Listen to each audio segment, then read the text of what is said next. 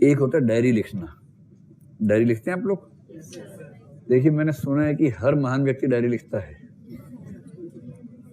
लेकिन हाँ, लेकिन इसका मतलब ये नहीं है कि डायरी लिखने वाला हर व्यक्ति महान होता है।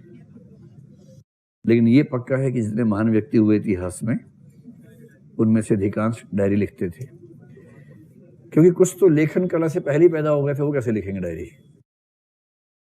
लेकिन हाँ, लेखन कला के बाद के अधिकांश लोग डायरी लिखते थे। डायरी कितने लोग लिखते हैं आप में से? वेरी गुड, जबरदस्त, बहुत बढ़िया। लेकिन असली बात है डायरी में क्या लिखते हैं और कैसे लिखते हैं, असली बात ये है। डायरी लिखना तो एक, अगर आप डायरी लिखते हैं समझ लो पहली कड़ी, पहली शर्त आपने पार कर ली कि आप महान होने के रास्ते में पहली शर्त पार कर गए हैं।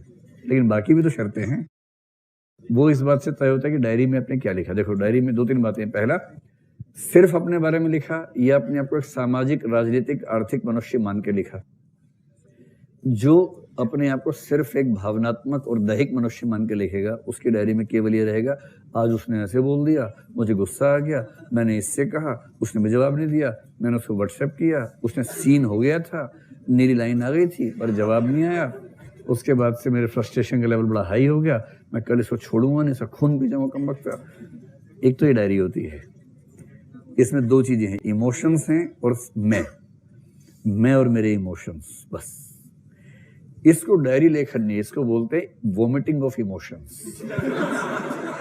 भावनाओं की उल्टी करना, भावनाओं का वमन करना। वमन समझते हैं? वमन, वोमिटिंग, भावनाओं का वमन करना। लेकिन छोटे बच्चे जब शुरू करते हैं डायरी लिखना तो वैसे ही लिखते हैं डायरी, शुरुआत ऐसे ही होती है। और जो व्यक्ति खुद को तार्किक, सांस्कृतिक, सामाजिक, आर्थिक, राजनीतिक मनुष्य मान के लिखता है ना, उसकी डायरी अलग होती है। फिर वो आज की डायरी में ये भी बताएगा कि जब दिल्ली में कल एक फैक्ट्री में आग लगी तो ऐसी समस्याएं देश में क्यों हैं और इनका समाधान कैसे हो। और फिर साथ में लिखेगा कि आईएएस बनने के बाद हो सकता है मैं कम से कम अपने क्षेत्र में ऐसी स्थितियां कम कर सकूं, ये उपाय कर दूंगा। जब से ये घटना देखी है तब से नींद नहीं आ रही है, बेचैनी हो रही है, कैसे ठीक करूं। और दूसरा काम जो करेगा, ये तो हो गया कि जो चल रहा है दुनिया में उससे खुद को जोड़ के लिखेगा कि मैं भी तो उस दुनिया का हिस्सा हूं ना। और दूसरा वो क्या करेगा, डायरी का असली पर्पस है आत्म मूल्यांकन और आत्म परिष्करण, न कि आत्म वमन। आत्म मूल्यांकन का मतलब है कि खुद को जज करो, और खुद को जज करने का सबसे अच्छा तरीका है कि अपने दो हिस्से कर दो। कैसे करोगे दो हिस्से, है ना? फिजिकली मत कर देना, पता लगा कि दोनों हाथ अलग अलग बैठे हुए हैं, एक बोलते मैं, एक बोलते वह।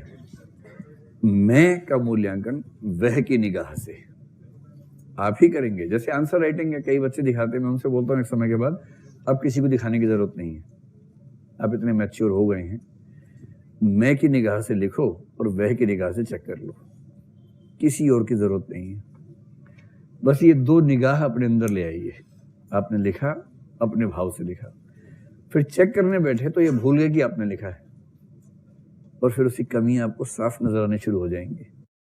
ऐसे ही आपने आज एक फैसला किया, मैं बन के फैसला किया, शाम को वह बन के बैठे कि फैसला ठीक है या गलत है, और जो गलतियां हैं उन्हें पूरी निर्मम ईमानदारी के साथ, क्रूअल ऑनेस्टी के साथ स्वीकार करना कि हाँ ये मेरी गलती है, और ऐसी गलती हुई है तो आगे न हो, इसका ध्यान रखना हो।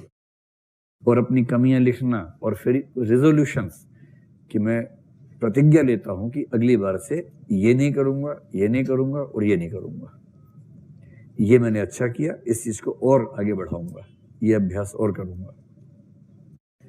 जो व्यक्ति डायरी इस लेवल पे लाता है ना, वो रोज सेल्फ इवेल्युएशन और सेल्फ बेटरमेंट, आत्म परिष्करण की प्रक्रिया में लगा रहता है।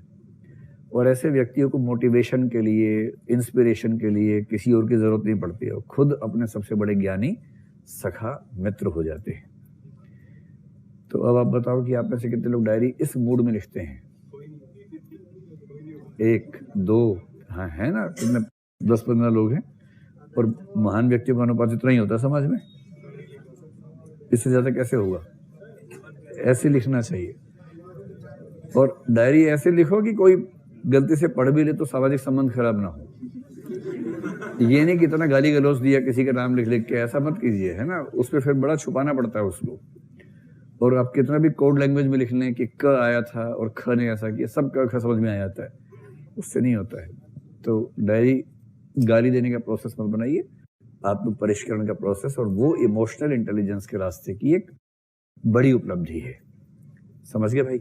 2-2 3-3 बातें हर बारे में पता है आपको, ये लिख के आइए, 150 शब्द हो जाएंगे, आपका काम चल जाएगा।